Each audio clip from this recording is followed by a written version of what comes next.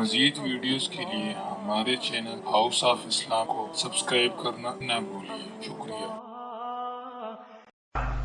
چې مونږ کې جوش تا او هوش راکې نشته، خپل عقل او سوچ سمجھ نه څه کار نه الو، د هر مداري ډبي ته مونږ ګډي، هر مداري ډبي ته. سهار میں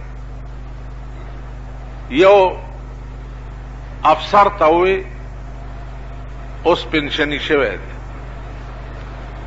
ما ورته راځه په دې خپل جماعت کې یو میټینګ راغواړو او ته پکې یو تجویز پیش کړه چې رونو تاسو له مې تکلیف دې دپاره درکړی دی چې دا زمونږ خدای چې دی دا ډېر زوړ شوی دی او راځئ چې یو نوی خدای ځان له پیدا کړو. او زه د تجویز تایید کو، یره که مې درته په هفته کې زرګونه خلک پیدا نه کړه نو د سړي زوی راته مه وایه، والله چې تاسو به چا رښتیا دا خدای زوړ شوی دی، اوس یو نوی خدای دغه پکار. ولی تاسو د هغه چا مریدان شوي نه یئ چې په مجلس کې ویلي دي چې اوس مې په هارډ لین باندې خدای سره خبرې په ټلیفون باندې وکړي، د هغه مریدان شوي یئ که نه؟ دا قومي مریدان شوی دی که نه دی؟ که نه اوس ژوندی دی راځئ چې ولمبوزم.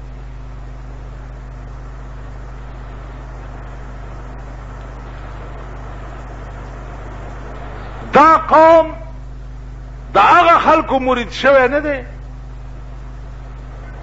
چې اللہ کے پلے میں وحدت کے سوا کیا ہے،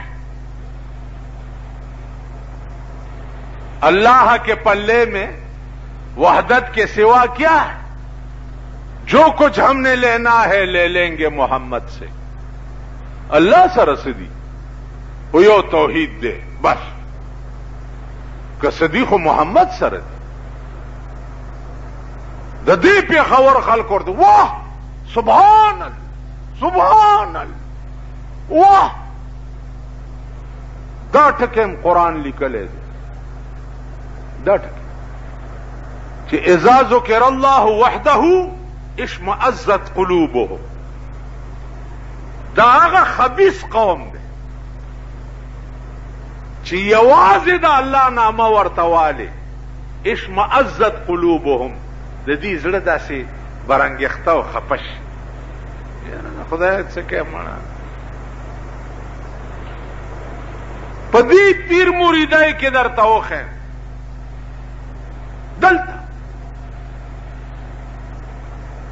حاجي صاحب څنګه حال دی جوړې خدای دې ښه ساته، او خدای پرېږده مړه خدای څه وایه څه غواړې چې درکړم. زرګونه خلک مریدان دا تاسو غوندې سړی مم پریښي وروسته داسې توتاګر کې غوندې دیکھو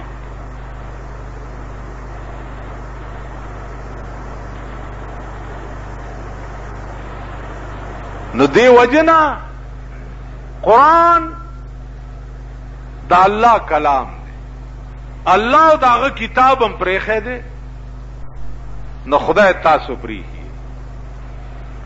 وګورئ د هر قسم فتنې شکار یئ، د هر قسم. نن درېمه څلورمه ورځ ده په بل قهر اخته یې.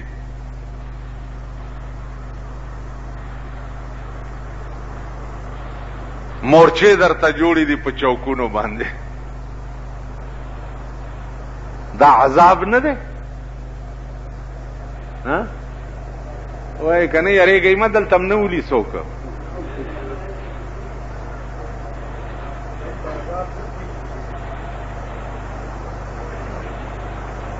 تاسو خیال راکړئ ستاسو د کم علمه او کم ظرفه د لاسه نن په دنیا کې د خندا شوي په دنیا کې